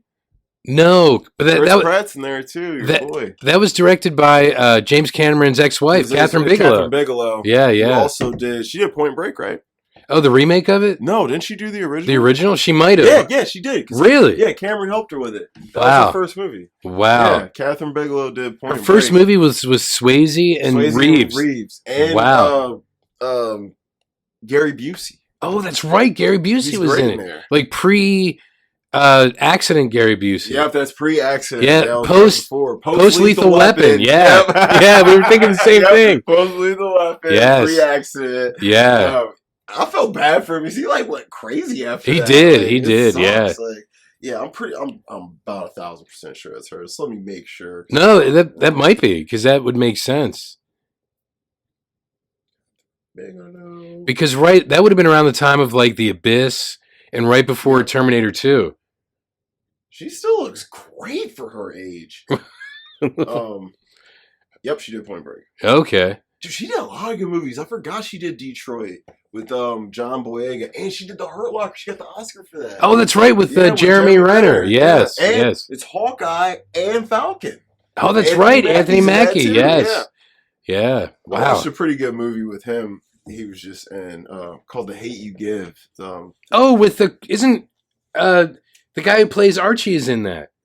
Who plays Archie? Archie. KJ Appa, is he in that movie? Let me see. I think he has dark hair though in this movie. That is him, dude. Yeah, yeah. That's him. He's the girl's boyfriend. Yeah, because I think he plays Archie. Yeah, in Riverdale. I did not know that was him. Yeah. I never watched Riverdale. And Cole Sprouse is Jughead. Yeah, but he actually makes Jughead cool. But it's so weird they're in this show. What the? I don't even know what Riverdale is actually about. It's about okay, so Archie. If you don't mind me just going into Archie a little bit. Yeah. So Archie is a comic that's been around since 1941. Mm-hmm. It's like the all-American teenager, right? Yeah. But if you think about it, in like 36 or 37 is when the Andy Hardy series started with Mickey Rooney. Yeah. So I think Archie is sort of like a ripoff of the Andy Rooney all-American kid kind of thing. So Bob Montana was the cartoonist who created Archie. Mm-hmm. And it's just, Archie and his goofy friends and, always, he doesn't know if he wants Betty or Veronica. That's what it is. Yeah. So, and Reggie is an a-hole. Reggie Mantle is like the rich a-hole. And they pretty much adapted it into like the Dobie Gillis show from the late 50s. Oh, yeah. Because you have Maynard, who's like Jughead. Yeah. Then you have Dobie, and you have like Zelda and Thalia. And then Hanna-Barbera took those characters from Dobie Gillis and made Freddy, Shaggy, Velma, and Daphne. Scooby-Doo Scooby-Doo is actually ripped off of Dobie Gillis which is ripped off of Archie. Yeah, because I watched that movie. The Dobie Jones Yeah, movie. yeah. There was a TV show after that. Yeah. Believe it or not, It's pretty good. Yeah, the movie with Debbie Reynolds and Bobby Van, incredible. Yeah. One of those musicals that no one knows exists. Yeah, no one knows. It was pretty good. Yeah. And it's short. It was like an hour. Yeah, it was great. Well, all those things, it was like a B movie. That was usually the B movie back then. Yeah. Maybe like 70 minutes. Yeah. And then the A movie would have been a little longer. Oh, So Archie's just all-American teenager. This is like an update of Archie. So it's like Archie now instead of like the 40s, 50s, Does 60s, he or like 70s. fight and stuff in this? Yeah, Archie like kicks ass. He's not a nerd like in the comics. So he's like beefy, and he plays football, and he kicks ass. Dude, and I'm like, yo, this dude's freaking jacked. He is I'm jacked. Like, wait a minute. He is, and it's like Archie is like a skinny nerd, right? But I mean, you'll have to. I'm always saying you'll have to ask Cora. But Cora loved Riverdale. Talk about Riverdale. Yeah. She does. So I'm like, man, I'm gonna have to watch Riverdale. Did you ever watch Sabrina on Netflix? Chaos, man. The Chilling Adventures of Sabrina. Mm-hmm. It's the same people did Riverdale. Yeah, she's on Riverdale now, right? As she was, I think. I don't know if their last season just ended or whatever, but she was, because it's Greendale is where she lives, and it's like a sister town to Riverdale. Okay. So it's like, you know, the same guy who created the Chilling Adventures of Sabrina comic book first and then the show, he created Riverdale. So it's a modern, like, kind of like dark take on Archie. Nice. And it's actually pretty good because it made Archie relevant. Yeah, people are talking about Archie. Yeah. Young ass kids are talking about Archie. Had no idea who this dude was. So. And Archie's been around for like, forever, you know, dude. 72 years. Dude, I used to read him in the Sunday paper back in the day when people got it. And look, Archie is actually a great character, but it's like almost one of those things where what he influenced is almost more important than what was actually in the comics. Yeah. Because Josie and the Pussycats came from Archie. I love Josie and the Pussycats. It was an Archie comic. I didn't read the comics, but I watched the cartoon as a kid. Yeah. And the movie with Rachel Lee Cook. That was a great movie. I love it. And there was another show for only one season, Katie Keene, where because Josie is in Riverdale, at least the first maybe one or two seasons. Dude, I kind of want to watch this. And then in Katie Keene, they go more into like the Josie and the Pussycats thing because Katie Keene is another Archie character. Wow, and who plays Josie in Riverdale? Some random chick. Some brown girl. Oh. But it works. Really? Yeah, well, you know me. She's you know me. Sorry. We're kind of opposites, aren't we? Really opposites. Yeah, we are really opposites. Really so it's hilarious. Yeah, so holy hell. So yeah, it works for me anyway. It works. Okay. It works. Josie, you know, I always when I think of Josie, I just have a thought in my head. But that and now you're thinking of like Rachel Lee Cook. Yes, I am. But she's more of Rosario Dawson, let's say, than a Rachel Lee Cook. Rosario Dawson is way hotter than Rachel Lee Cook, though. Yeah, so that's all good. Yeah, Rosario Dawson, she's another nice one. So you should check out Riverdale, if only just a few episodes to see what it's like. See what it's like. Yeah. So it's literally, I just want to get a vibe from it because it's like it's this weird thing where like they made Archie awesome by making it. There's also a Nancy Drew show on the CW that's pretty good.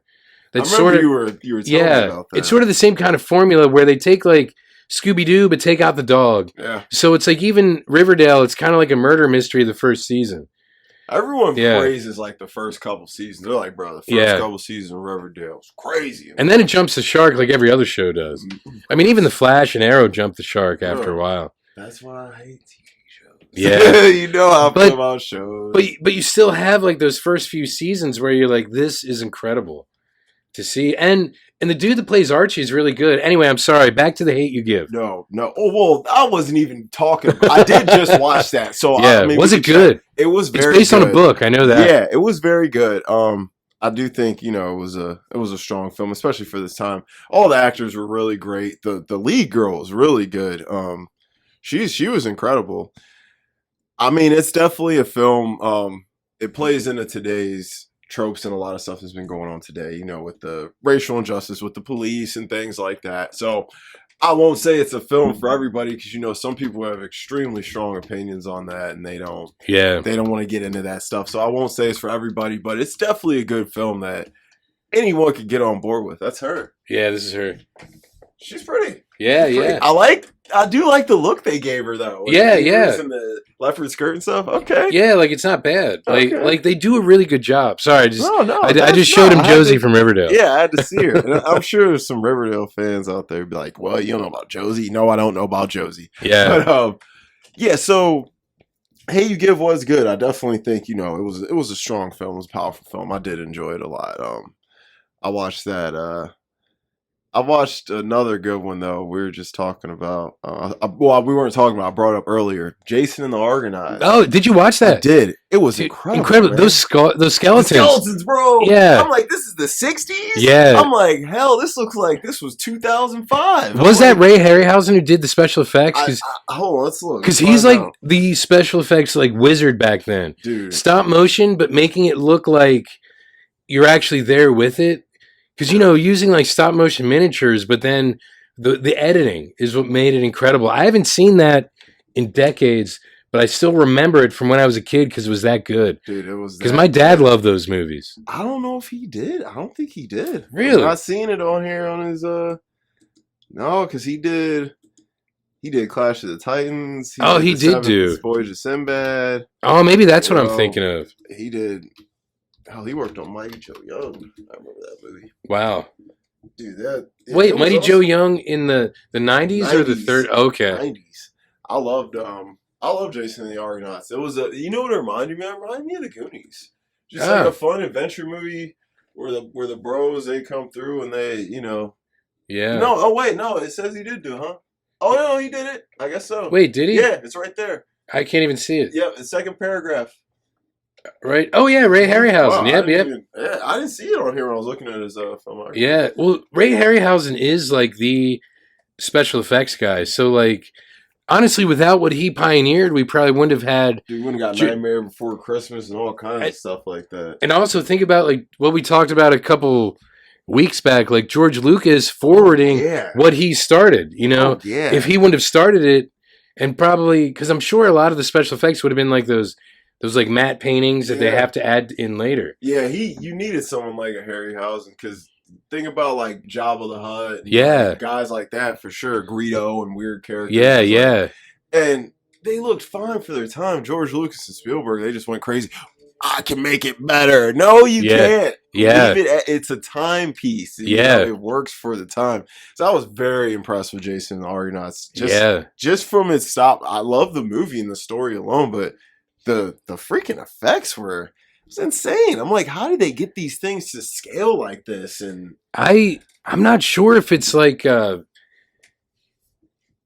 think it depends on how they film it, but like I know sometimes I don't know if it's stop motion, but like let's say you have something here and then you have something further back, but when you film it, it looks like they're together in the same scene. So that might be how they scaled it if they did like a frame by frame thing of the skeletons moving, even though they don't dance like this, but this might be how to do it. I have no clue how they, dude. It's impressive. It's really impressive. Like I was like, bro, this is wild. One I wanted to ask you about if you've seen early '90s crime action film, Deep Cover, Lawrence Fishburne, Jeff Goldblum. Yeah, you seen that? No, bro. It's so good. But that's like Jeff Goldblum, like.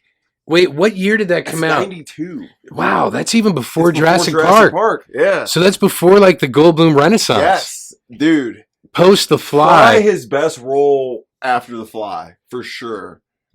When did my God, it's Alicia Silverstone.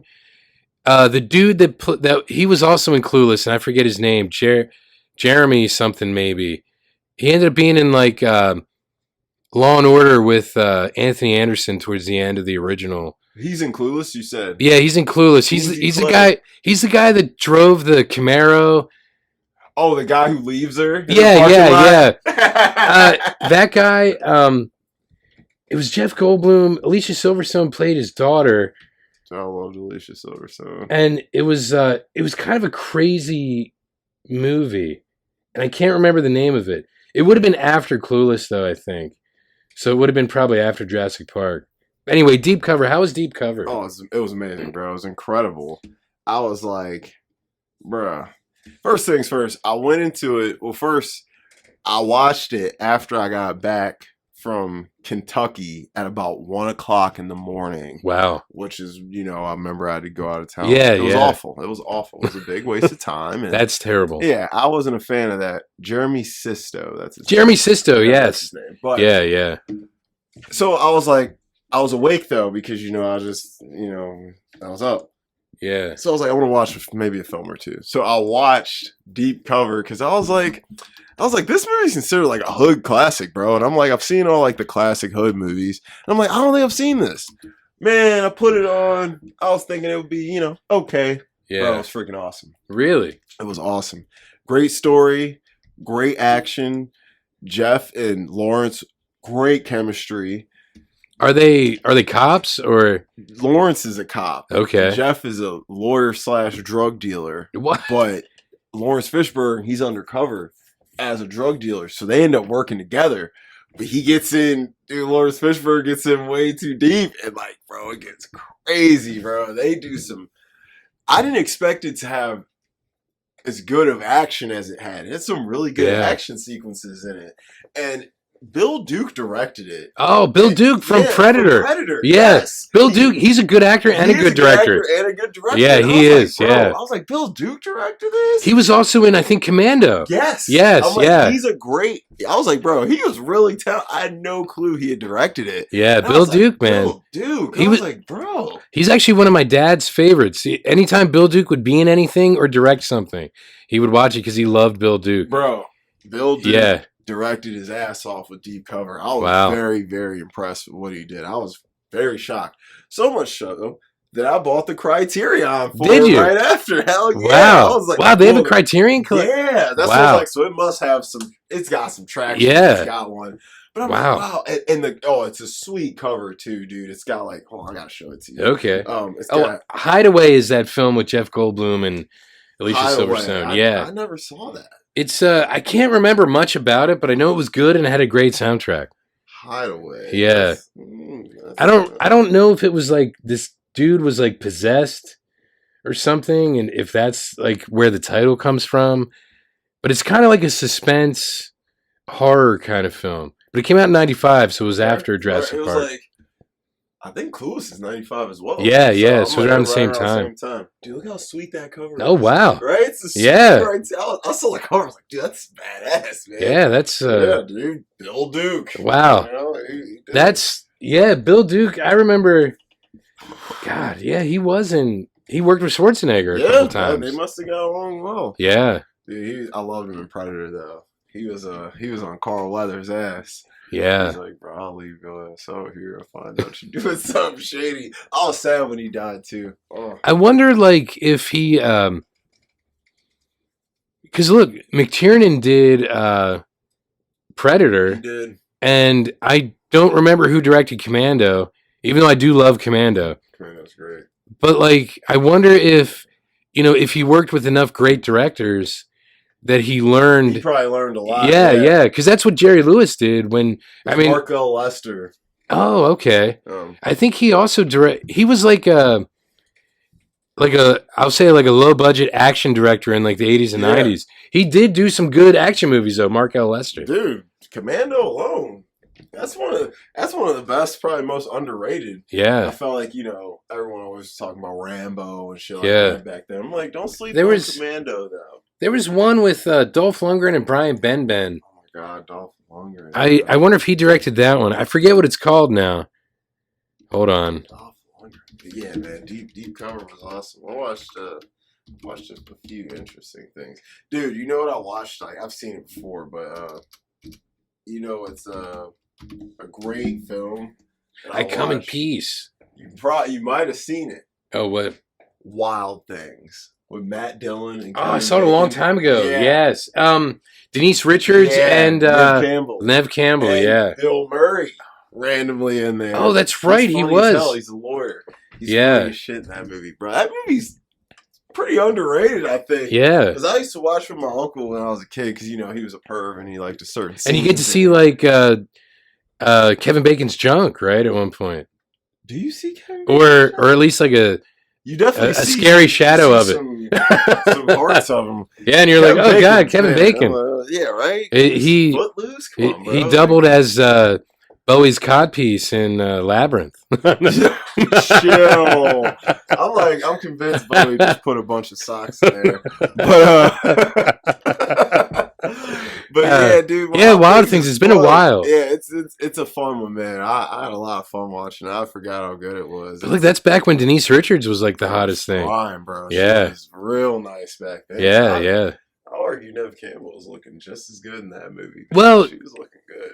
It's sort of like the Marianne or Ginger argument from Gilligan's Island, I think. They both look good. Yeah. You know what I mean? Like Marianne looks. Come down to preference. Yeah, but it's like they both look good for different reasons. Mm-hmm. So do you really have to choose?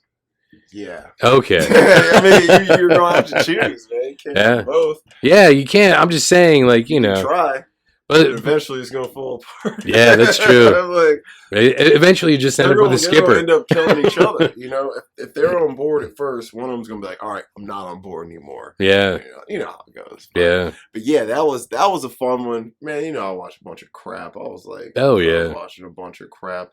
El Topo, Alejandro Jodorowsky. Oh, okay. I think I'm obsessed with this dude, bro. I think you are, dude. I don't know if he can lose. I don't know if he can miss. I've watched 3 or 4 of his films now. I love all of them. Have you watched that documentary about his Dune that was never made? I have to watch that. I really want to watch it because he's still to this day at 90+ years old is upset about not making it. Yeah, because I think he really loved Dune. He loved the book, bro. Like and Mobius, who was a really famous like French comic book artist and everything, did a lot of the character designs and everything. Like he was really like everything was in place to do it. He was ready, man. He really was. He was so upset. Yeah. He was like, I'll never forgive anyone for that. But yeah, dude, that was good. It's a Western actually. Really? Yeah. And it's one of those movies littered with symbolism, but to me, I kind of took it as like almost like a reincarnation thing. I don't know. I feel like everyone's gonna look at it differently. It's one of those ones you just gotta watch. But it was incredible. It was incredible. But I'm weird. I like weird stuff. Like, dude, you know what I watched last night? I watched some good stuff last night. So aside from the 2 foreign films I watched, dude, I watched the first Mighty Ducks. You remember that? Wow. Emilio. God. Yeah. Young Emilio. Wow. Yeah. Like, dude, really 61 now? Oh my God. Crazy. Well, the first Mighty Ducks was probably 30 years ago. Yeah, it's 92, I think. Wow. Yeah, I was born around the time of Men at Work. Yeah. Crazy. Wow, the Mighty Ducks. It was good, man. It was good. Wow. It's a fun little kids movie, Yeah. But I watched Lean on Me, bro. Morgan Freeman. Oh my God. Crazy Joe Carter, Crazy Joe Carter. Okay. I like that movie. I admit it. Look, Morgan Freeman's great in that movie. It's Morgan. The one thing I hate about it is at the very end, they're like, we got C's on like the minimum whatever test, right? Yeah. Minimum requirements test. So I'm like, you barely passed the state minimum requirements test, and you're happy. I mean, shut down. Yeah. And I talk about it with Felicia, and she's like, they'll improve year by year. Though, yeah, but she was like, somewhere. And that's what she said. She's like, look where they were before that. That school looked like worse than jail. Yeah, I was like, bro, I might rather go to prison than go to this school, bro. It was dark, all that graffiti. I'm like, bro, this place looks like a New York subway station. Like, what the hell? So that's the only thing. Oh, I only have to do 2 things: stay black and die. Stay black and die. Yo, that's right. That's in that movie, right? He does say that. Yeah. I just got to do 2 things: stay black and die. He definitely says that. Yeah. Oh man, that is actually great. It's an uplifting 80s movie. It is, bro. It's like if you watch Stand and Deliver or something like that. Stand and Deliver. That's right. Yeah. Dangerous Minds. Dangerous Minds. Dangerous Minds. As I walk through the valley of the shadow of death. Yeah, it's definitely one of those '80s uplifting, make you feel good. It's a good film. It's definitely good. If you want to watch some old school, you can throw on that everyone will be pleased with. That's one you can throw on. No one will be mad at it. It was good. Morgan Freeman was good in it. Yeah. But I watched a banger classic with a beautiful black woman. Foxy Brown. Oh my God, Pam Grier. Pam Grier, my lord. Pam Grier and her else, man. tatas. Yeah, yeah. She had it all, man. She had it all. And you know what? Because her brother was Rosie Grier, the football player, I bet no one messed with her. Probably not. Dude. Foxy Brown was great. It was awesome. Wasn't she in? Was she in Blackula or the second Blackula? Dude, she was in one of them. Blackula's so bad. Oh, come on, Blackula. I think she's in Blackula, bro. God, I actually love that movie because she's in the first one. The first one, okay, yeah, because it's unfair what happened to him. Sorry, a little aside about Blackula. Yeah, it's unfair because he didn't want that. No. And then, they let him out and he's just like, and didn't that woman look like his old love from before so he's like, and he sacrificed himself for her. Yeah. I mean, black vampire movies are often interesting. Yeah, they suck. They do, most vampire movies do. Yeah. On a literal standpoint. Because I love vampire films. They're some of my favorites. The best black vampire film is Ganja and Hess. I think it's 72 maybe. Blaxploitation style. Yeah. It's great. That's a great film style though. Yes, I love it. I mean, I hate to say it, but No, it's great. Especially for if you like 70s movies, bro. Yeah. Blaxploitation films are great. It's like guerrilla filmmaking. Yeah, it is. And they're all made on shoestring ass. Yeah. I think Ganja and Hess was made like $100K or something. Wow. It's insane. But they made that. They would make those budgets work, man. But Foxy Brown was great. Sometimes I confuse that, I think, with Coffee because I watch them around the same time. Better to me a little bit. Coffee's got the better action, I think. Yeah.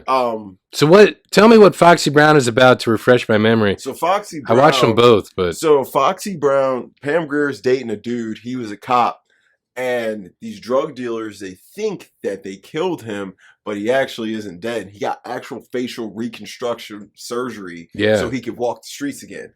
Well, Foxy Brown's brother, he's a drug dealing loser. He comes to stay with her. She saves his life from these guys. He comes to stay with her, sees him, realizes, hey, this is the guy the people I work for were supposed to kill. So he sets him up, gets him killed. She goes on revenge after that. Oh, nice. So it was good. Most of those, Pam Grier movies were like revenge stories like that. But they work. She was a good action star. Was she a nurse in that, or was that Coffee? Coffee. Okay. She's a nurse in Coffee. Okay. And Jackie Brown. What is her job in Jackie Brown? Actually, I feel like she doesn't even have a freaking job. It looks like she's wearing like a flight attendant uniform in the poster. Though wasn't a flight attendant. That's what it looks like. What is she doing, Foxy Brown? I don't remember her actually working. She was definitely a nurse in Coffee. Yeah. But Foxy Brown. Oh, yeah, I was thinking of Jackie Brown when I said flight attendant. Yeah. She's a flight attendant, Jackie Brown. Yeah, okay, I'm sorry. Absolutely. Yeah, That's definitely her job. But yeah, Foxy Brown, I couldn't remember what she was doing. I don't ever think they really bring up what she does in that movie. I mean, there's one scene where she's like showering, right? Oh, yeah. Yeah, so that's all I remember her doing. I mean, you don't, yeah. It's like, hey now. Hey. But it was great. Have you seen Jackie Brown, though? I have not. I'm so sorry. You gotta get your Tarantino. I know, I do. Because that was his first one after Pulp Fiction. Pulp, yeah. A lot of people consider it like a top 4 or 5 Tarantino film. I think Michael Keaton's character in that movie is the same character that he plays in Out of Sight.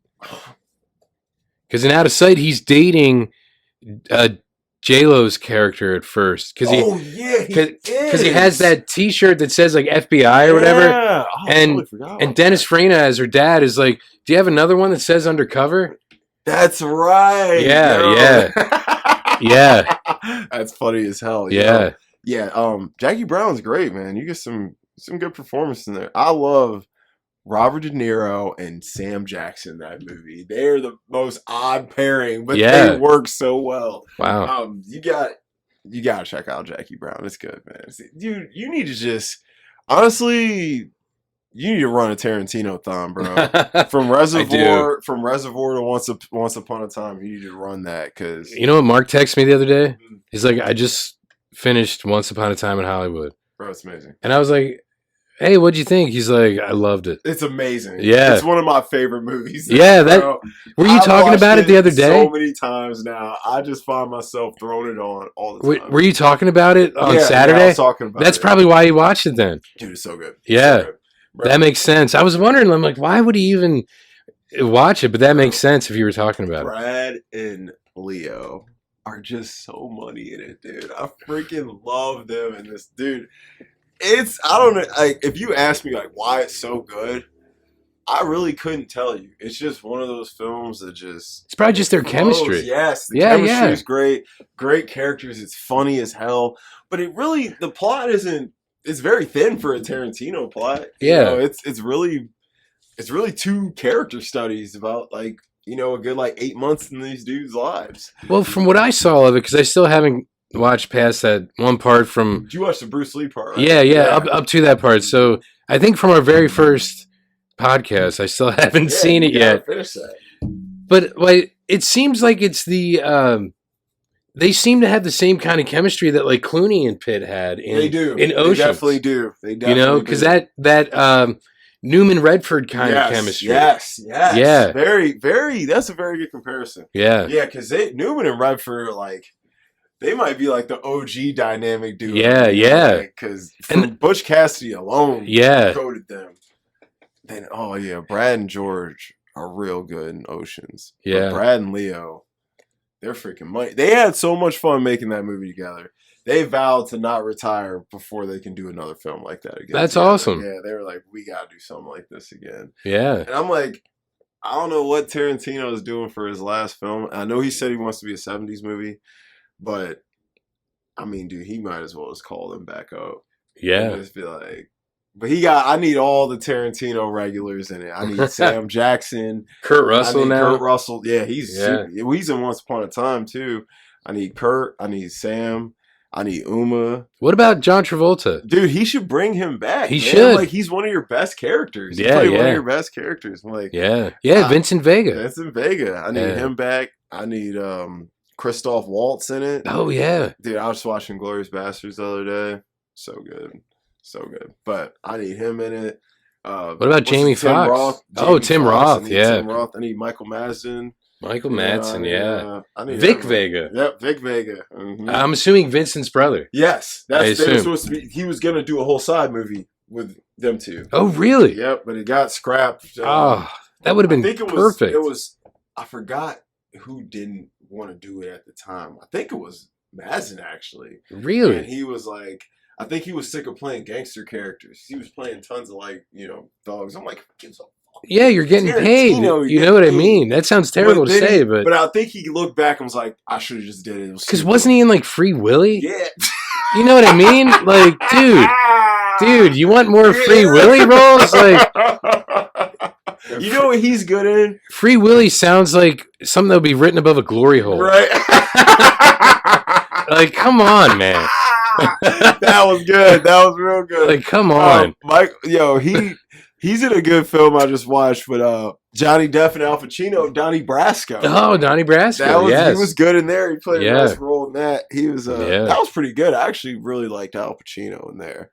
Because, people are so split on Al. Really? Some people hate him. They think he's too over the top, But hasn't he always been? Yeah, I'm like, I'm thinking like Dog Day Afternoon. Dog Day Afternoon, Scarface. He's just an over the top guy. And like Godfather 2, I know it was you, Fredo. Like, I love it. He's over the top in that. But he's so like subdued in the first Godfather. He's just like, he is. He's like, that's his first thing. Yeah. He's just like learning the ropes. How he didn't get an Oscar nom for that was criminal, bro. Like, so was Dog Day around the same time as Godfather Part 2? I believe so. So Sidney Lumet, right? yes. Yeah. I was going to say maybe that's why he was like in 2 he was a little better because he worked with a different director and got a different perspective, so he was able to stretch a little more. Dog Day right before he did G2. That sounds about right. Yeah, because him and John Cazale are both in both of them. Yeah. Dude, you know what's crazy? Every single movie John Cazale's in has been nominated for Best Picture. Really? Every one. Because I know he died young, didn't he? He died young. He's like 43 or 4 or something like that. Wow. But every single movie he's in, Best Picture. Insane. Like, what? First 2 Godfathers, Deer Hunter, Dog Day Afternoon. I'm forgetting a couple. But yeah, they all of them. Wow. He's not in a bunch, but yeah, all of them have. I'm like, dude, he had the magic touch. Like, he just knew how to pick roles. Because I'm like, man, he was so good. Like, in Godfather 2, man, that dude is so good in that movie, bro. And like, he's not even likable, but you still like him. You know, like, oh, Deer Hunter, he's so great in that. He was him and Meryl Streep probably would have ended up together. Wow. They were dating. Really? Yeah, they were dating before he died. Wow. Yeah.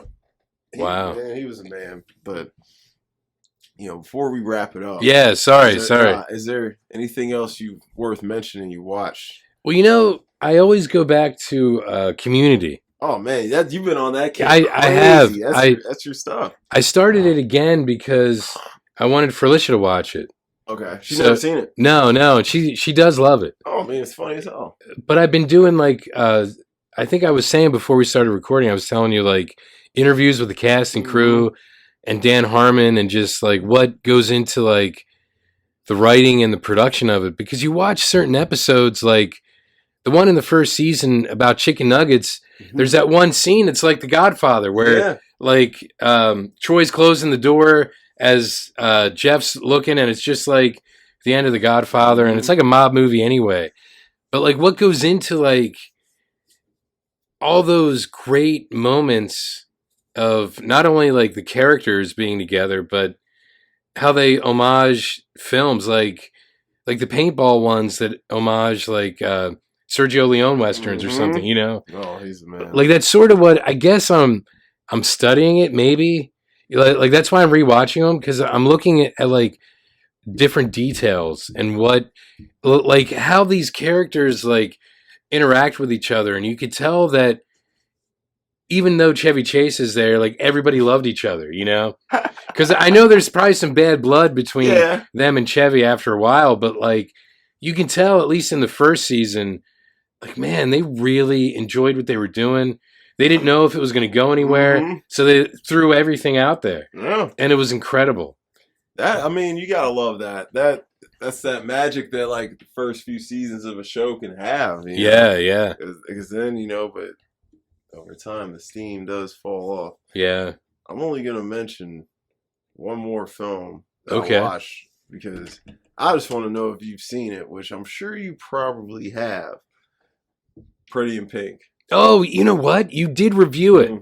And I didn't watch it yet, and I'll tell you why. Because at the same time you put that out, Felicia wanted to watch Weird Science. Oh, yeah. That's a great one. And so I was wondering if you want to do like a John Hughes. We could definitely do a John Hughes episode. Because Weird Science, Ferris Bueller, Breakfast Club, and 16 Candles all take place at Shermer High. Yeah. So it's all Chicago-based. Yeah. So I wanted to watch your Pretty in Pink thing, but I wanted to wait because I wanted to rewatch the movie first. Yeah, right. Dude, we could, because I just watched Pretty in Pink. I just watched Ferris Bueller. Oh, great And I film. just watched 16 Candles. So wow. I'm like, because I'm getting ready to gear up to do the best high school movies of all time. Okay. So I've been watching a bunch of them.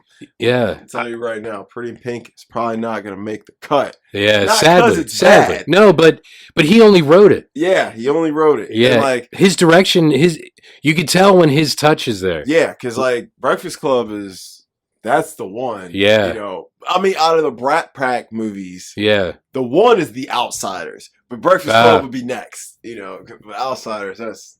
I never saw The Outsiders, believe it or not. You're well, I know it's Coppola. I know you're lying. I'm not lying to you. Bro, go on HBO today. It's only an hour and a half. Go Okay. on HBO today. Because I know Watch it today, bro. Matt Dillon, bro. I know Cora loved it. Yeah, we talk about it all the time. Yeah. I think she read the book too, though. She read, yeah, me too. Yeah, so yeah. But it's a film that's actually as good as the book. Wow. So yes. Well, it's Coppola. Yeah, he's the man. So I mean, he's the man.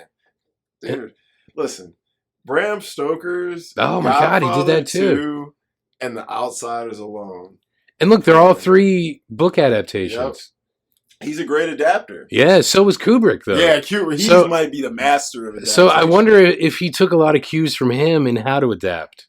I mean, they were kind of working in the same time frame. Yeah. So they both probably put out their most iconic stuff around the same time. Like Kubrick did 2001, and then Godfather was like 4 years later. Yeah. So it's like, but before that, Kubrick had done Strangelove, which was based on a book called Red Alert. Oh wow! And Lolita. I know Lolita was. It was a book because Nabokov wrote it. Because Sting references it in that one Police song. Yeah. Don't Stand So Close to Me. Yeah. Is the song he references it. It's a good song. Though. Yeah. So yeah, that's interesting though. Dude, have you seen Lolita? Kubrick's? A long time ago. James Mason, right? Mm-hmm. And Peter Sellers, Yes, Peter Sellers is so funny. Yeah. He's so funny. Yeah. Dude, I'm like one of the rare guys who thinks that movie is like fucking great. And then people like criticize me for that. Well, I think it's Kubrick's first great film, though. I think it was too. Yeah. Like, well, no, I'll say Pass the Glory. Okay, I'm sorry. Yeah. Pass the Glory is really good, but I think it's Kubrick's his first digestible film that anyone could watch. Did Kubrick do Spartacus? Yes. Okay, I'm sorry, never mind then. Yeah, Spartacus is great. I'd say like it was first great film. Never mind. Spartacus is great too, and Kirk Douglas is great. I am Spartacus. Yeah, but Tony Curtis. Yeah, but like I love Tony Curtis, dude. Sweet Smell of Success alone goated him, and of course some like it hot and all that, you know. But dude, Spartacus is good, but I don't know. Maybe I don't think it's as great as a bunch of other people do, but it is good. But for me, Kubrick really becomes the man, probably with Lolita. Yeah. Oh no, Dr. Strangelove. But dude, he's just got too many. But without Lolita, would he have been able to do Doctor Strangelove the way to make Doctor Strangelove? Yeah. He grew bigger nuts with every movie. Yeah, so like, I agree. He did. Because by the time he did Eyes Wide Shut, his nuts wouldn't fit in his pants. Elephantitis. Yeah, he did. he just had a wheelbarrow. He did. Yeah, like freaking South Park. Yeah. But because I don't know, man. He just changed the game with every film, really, dude. Because like. After 2001, everything was masterful. Like, because that was what, like Barry Lyndon? Barry Lyndon. Lyndon. That is one of the best movies ever made. Wow. I fucking love. It's one of the best costume dramas ever, bro.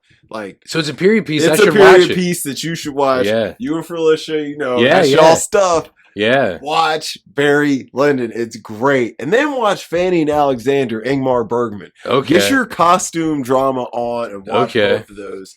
It'll take you about 6+ hours to watch the two. Yeah. It's going to be the best 6 hours you've spent in a long time, bro. Felicia's going to eat Fanny and Alex all up. She's going to be like, because bro, it's her. Yeah. It's right up her alley. Yeah, because that's what she loves about those is the costumes and the set design and the costumes. Dude, Ingmar went insane with freaking Fanny and Alexander, bro. I want to live in this. I want to live there. I'm like, I don't care if I light candles. I want to live here. I'm like, this shit is insane, bro. I'm like, man, if it was me, I'd be dressed crazy. I'd be looking like I was from Transylvania or something. But dude, you'll love Barry Lyndon because it's got action. It's funny, like.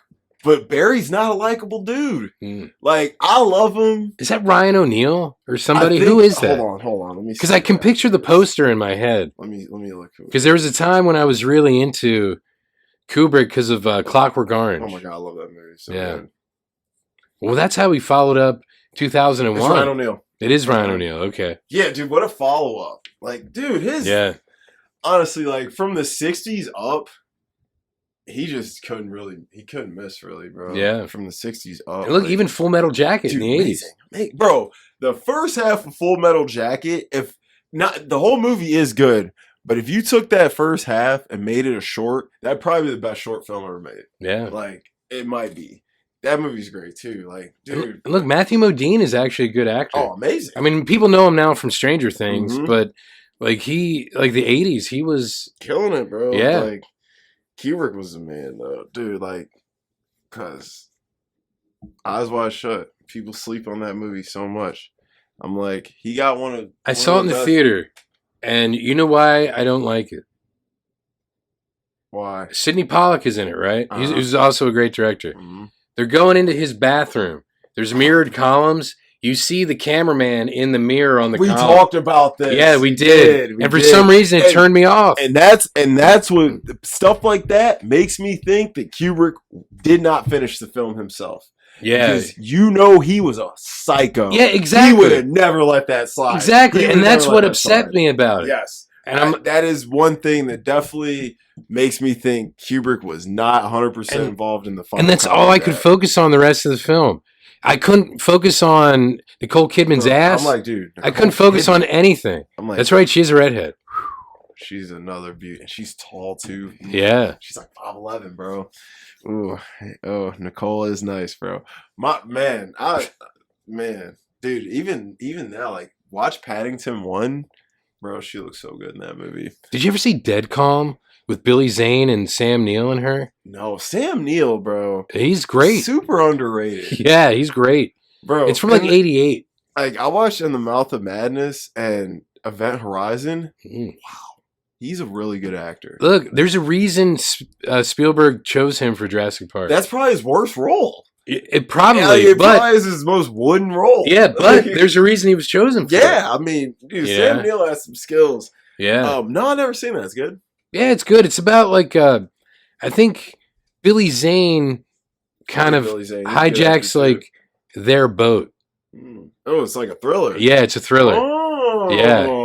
Okay. Yeah. That sounds kind of cool. Yeah. Where is this? 90s? 88. 80. Holy shit. Yeah, so it's like early Billy Zane. Young Billy Zane. Young Billy Zane, young Nicole Kidman. Yeah, I'm like, damn. Yeah, even a younger Sam Neill. Yeah. Sam Neill was probably like, maybe his early 30s? Maybe, because it's like 5 years before Jurassic Park. So he's probably like 35, maybe? Maybe, yeah. Dude, Billy Zane was probably, what, early 20s? It was like right after, because he was one of Biff's goons in Back to the Future. Back to the Future, so it was right after that. Fucking Biff. Yeah, Biff. Biff, man. Dude, honestly, look, Thomas F. Wilson is a great comedic actor. Yeah, dude. Yeah. Like, the performance is good. Yeah, that's why you say F Biff. Yeah, but he's even still good now.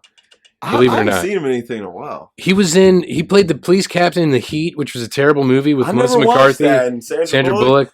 He's worthwhile to watch it. But in the show Legends of Tomorrow, there's a character, Nate. He plays his dad, and he's incredible. Wow. As this dude's dad in Legends of Tomorrow. He even sings a James Taylor song in one episode to lull a Minotaur to sleep. Wow. Incredible. Wow. And he's so good at it. It's like, I love Thomas F. Wilson. Wow. Because of that. And he played Bo Burnham's dad in Zack Stone Is Going to Be Famous, that short-lived MTV show that he was Never in. even seen that. Never even heard of it. Yeah, it was on like 10 years ago. Wow. He played his dad in that show. That's crazy, man. Yeah. Oh. Yeah. Well, sorry. On that note. On that note, guys, we've been biffing around. Yeah, we have been. But we're gonna wrap this up for you guys. So, I guess we could get our John Hughes on. Yeah. You want to do that for next week? So let's lay it out so it's in the atmosphere. So we're gonna discuss 16 Candles. Yes. We gotta discuss The Breakfast Club. Yes. We'll do Pretty in Pink because that does fall big into the Brat Pack. It does because Molly Ringwald. Yeah, anyway, Molly Ringwald. Yeah, and then Ferris Bueller. Which Molly Ringwald wanted to be in, but John Hughes was like, no, she wanted to play her sister. He was like, you're way too big for that. I'm not putting you in this. Because I was watching with the director's commentary for Ferris Bueller, and I think he may have mentioned something like that. Yeah. I guess she wanted to play it, but he was like, no. Yeah. No. And I guess they got into it pretty tough for a while because she originally didn't want to be in Pretty in Pink, and he was like real mad about that. Wow. Yeah. But she was like, she was getting older. She's like, I don't want to play these freaking the same character all the time. Yeah, exactly. So we'll do, so we'll make a list. But we're definitely doing them. Because if we're doing Pretty in Pink, do you want to do Some Kind of Wonderful or no? We can do Some Kind of Wonderful. Yeah. I have to watch that. Yeah, because I've never seen it. That's Stolte, Eric Stoltz, Leah Thompson, who played his mom in Back to the Future, because he was the original Marty McFly. She was cute back in the day. And she wanted to bang. And oh my God, she was Mary Stuart Masterson from Fried Green Tomatoes. Yep. Yeah, I think she's in it. Too. Yeah. You know what I'm gonna watch soon? I haven't seen since I was young. Mystic Pizza. Oh my God, early Matt Damon. Young Matt Damon. Yeah. Young Julia. Yeah, Julia. Super young. And oh my God, she was in Steel with Shaq. She's in that movie. Oh, the chick who's in the wheelchair? I don't know. I forget her name because it's been a while since I've seen Mystic Pizza. She was in the wheelchair in Steel. Oh, maybe, yeah, maybe. Steel, I don't remember her name, but I know what you're talking about. And I think Vincent D'Onofrio's in that movie too. Damn. Like right after Adventures in Babysitting. Love that movie. But Gish, Annabelle Gish or something, because I think she's related to Lillian Gish, who was like a silent film actress. Wow. From way back. So Crazy, yeah, man, how it works. I think it might be Annabeth Gish or something. I forget, something like that. I think she's in Mystic Pizza. Yeah, that's all right. All right, guys, we're on. Yeah, sorry. We'll keep going. That's it. Yeah, we can. So we're gonna wrap it up. Yeah, we have to. So this is gonna be a short one. It is. This was a short. I mean, it's shorter. But John Hughes next week, guys. So signing off. I'm Dom. I'm Jamie, and this was the Cutting Room Floor.